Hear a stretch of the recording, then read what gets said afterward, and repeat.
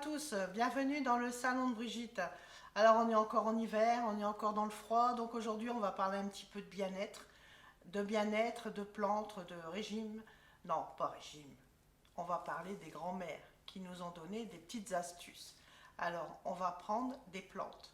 La première plante à prendre, c'est du thym, un beau bouquet de thym. Vous prenez trois quatre branches, une casserole, 1,5 litre d'eau, vous faites bouillir, vous laissez infuser en laissant refroidir et vous buvez trois quatre tasses par jour, même encore chaud, ça sera meilleur, ça va vous faire suer et ça va vous désinfecter les poumons. Voilà, va vous calmer la toux en même temps. Deuxième, le plantain. Vous connaissez le plantain? Eh bien voilà, ça calme l'inflammation. Alors pour le peu que vous ayez un petit peu d'inflammation avec, vous pouvez mettre le plantain avec le thym à bouillir ou aussi le faire à part. Vous aurez une décoction qui sera à la fois anti-toux et anti-inflammatoire. Ne l'oubliez pas, on vend aussi des gélules toutes prêtes de plantain. Celles-là, vous pouvez les utiliser 3 fois par jour, 2 le matin, 2 le midi, 2 le soir. Elles vont essayer d'enlever un petit peu cette inflammation. L'avantage, c'est que ce sont des plantes, ce ne sont pas des médicaments, et donc on peut en prendre sans crainte de tomber malade. Alors il existe aussi l'épinette noire. Alors celle-là, elle libère les voies respiratoires. Cette plante a la capacité d'ouvrir les petites bronchioles qui sont à l'intérieur de vos poumons et donc de vous aider à vous dégager, à respirer mieux, à gagner on va dire, en tonicité pulmonaire. Vous faites pareil. D'abord, elle existe en huile, donc vous pouvez faire un massage de votre poitrine avec cette huile qui, en pénétrant dans la peau, va venir dégager les bronches, ouvrir les petites alvéoles pour dégager le système pulmonaire. Alors en inhalation, vous mettez quelques gouttes et vous faites bouillir de l'eau, vous versez dans le petit récipient d'inhalateur l'eau bouillante avec les gouttes, ces petites gouttes, vous mettez le nez par-dessus, une serviette au-dessus de la tête et vous respirez bien les vapeurs et ça va descendre dans la voie respiratoire jusqu'au poumon et ça va vous aider à libérer vos voies respiratoires. Ensuite, il existe une plante que tout le monde connaît, l'eucalyptus. Alors l'eucalyptus, on peut le prendre dans tous les sens.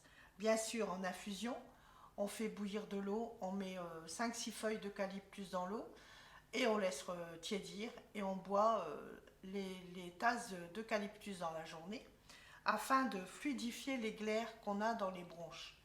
Et puis, il y a une autre astuce. Avant, on avait un feu à la maison et on mettait des feuilles d'eucalyptus sur le feu.